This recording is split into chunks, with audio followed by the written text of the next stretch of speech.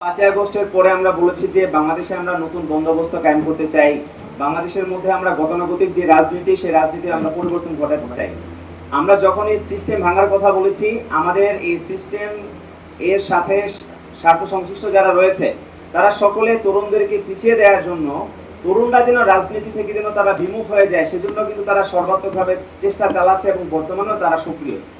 আমরা মনে করি যে আমরা যে পরিবর্তনের বয়ান নিয়ে যে আমরা বর্তমানে রাজনীতির ময়দানে আমরা আছি, সেই বয়ান অবশ্যই আমরা বাস্তবায়ন করতে পারবো সবার সম্মিলিত সহযোগিতার মাধ্যমে।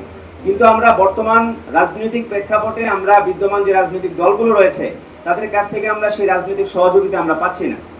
আমরা দেখতে পাচ্ছি যে তরুণরা যে কোনো তরুণদের বা আমাদের যে এই গণঅভ্যুত্থানের যারা সম্মুখ সারির যারা নেতৃবৃন্দ যারা রয়েছেন তাদেরকে বিতর্কিত করার জন্য এমন কোনো শক্তি নাই যে আজকে তাদেরকে বিতর্কিত করার জন্য চেষ্টা তারা অব্যাহত রাখছে না।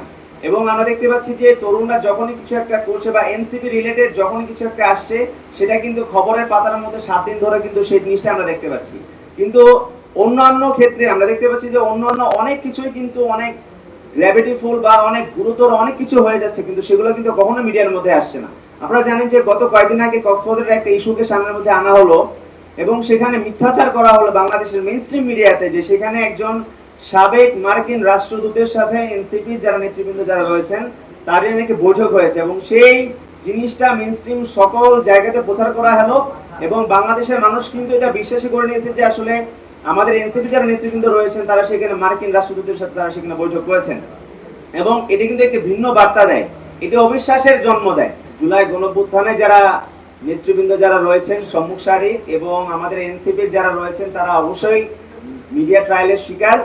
এবং আমরা মনে করি যে মিডিয়াকে ব্যবহার করে আমাদের গ্রহণযোগ্যতাকে নষ্ট করার জন্য অনেক অপশক্তি তারা বর্তমানে কাজ করছে। আমরা উদারত আহ্বান জানাবো দেশবাসীকে তারা যেন এই ব্যাপারে অবশ্যই যেন সতর্কতামূলক অবস্থানের জন্য তারা থাকে।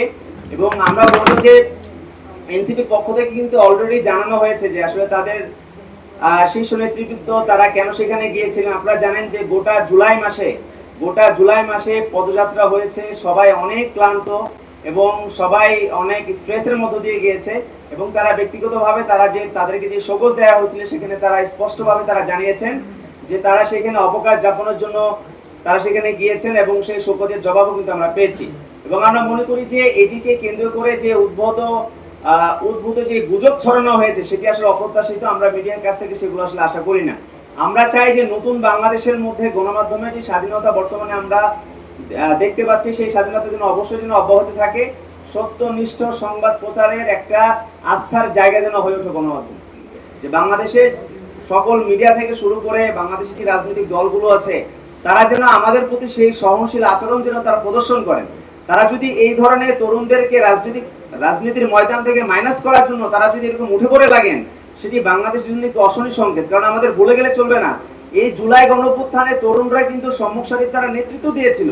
এই কারণে কিন্তু আমরা গত 16 বছরের যে ভয়াবহ ফ্যাসিবাদ ছিল সেই ফ্যাসিবাদের শেকড় উপড়ে ফেলে আমরা একটি নতুন বাংলাদেশ পেয়েছি। তো তরুণদেরকে যখন আবার এরকম ভাবে যখন মাইনাস করার চেষ্টা যখন চালানো হবে তখন এটার পরিণতি কিন্তু বাংলাদেশকে কিন্তু ভোগ করতে হবে। আমরা একটি নতুন বন্দোবস্তের কথা বলছি, একটি নতুন মর্যাদাপূর্ণ একটা বাংলাদেশের কথা বলছি।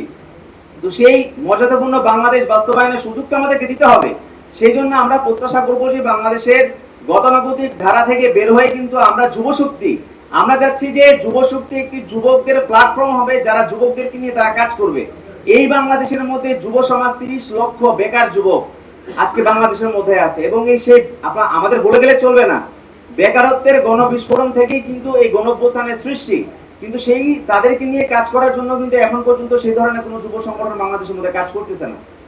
আমরা চাই যে আমরা যে নতুন কিছু করার বয়ান নিয়ে আমরা এসেছি, শপথ নিয়ে আমরা এসেছি, সেই সুযোগ যেন আমাদেরকে দেওয়া হয়।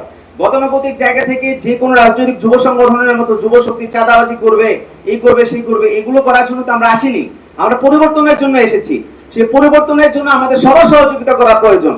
এবং আমরা চাই যে সেই ক্ষেত্রে বাংলাদেশের সকল রাজনৈতিক দল, বাংলাদেশের মিডিয়া থেকে শুরু করে সবাই যেন সত্যনিষ্ঠ একটা ভূমিকায় যেন তারা অবতীর্ণ যেন থাকে এবং তরুণদেরকে আমরা বাংলাদেশের রাজনীতিতে প্রতিষ্ঠিত করার জন্য আমরা সবার সহযোগিতা কামনা করছি।